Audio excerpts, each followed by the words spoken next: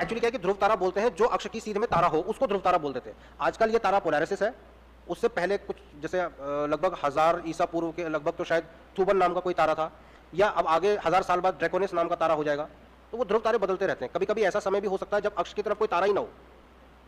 कभी कभी क्या होता है कि अक्ष की तरफ तारा जो है वो ध्रुव से थोड़ा हट करके है, तो ध्रुव तारा भी चलता हुआ दिखाई देता है, भले ही उसके चलने का वृत्त जो है छोटा सा होता है। मुझे याद है मैत्रेयणी उपनिषद में एक वचन है जहां राजा जो है ऋषि से जब प्रश्न पूछ रहा है, तो वो यह प्रश्न पूछता है कि यह ध्रुव चलता क्यों है।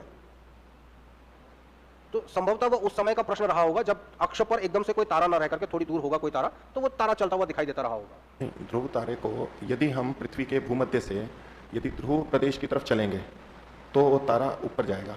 हाँ जी। और हम भूमध्य से नीचे की तरफ जाएंगे तो वो नीचे जाएगा। तो यूं दाएं बाएं तो, लेकिन वो ऊंचा नीचा होता हुआ दिखता है। पृथ्वी पर से सब मनुष्यों को ध्रुव तारा क्षितिज से समान ऊंचाई पे नहीं दिखता है। समान पे तो नहीं दिखता, लेकिन अगर आप दक्षिणी गोलार्ध में जाएंगे ना तो आपको ध्रुव तारा दिखाई ही नहीं देगा। हाँ, बंद हो जाएगा। ठीक बात है। तो भूमध्य से जैसे जैसे हम ध्रुव प्रदेश की तरफ जाएंगे तो उसका ऊंचाई में परिवर्तन आ जाता है। अक्षांश तुल्य ऊंचाई पर परिवर्तन आएगा जी।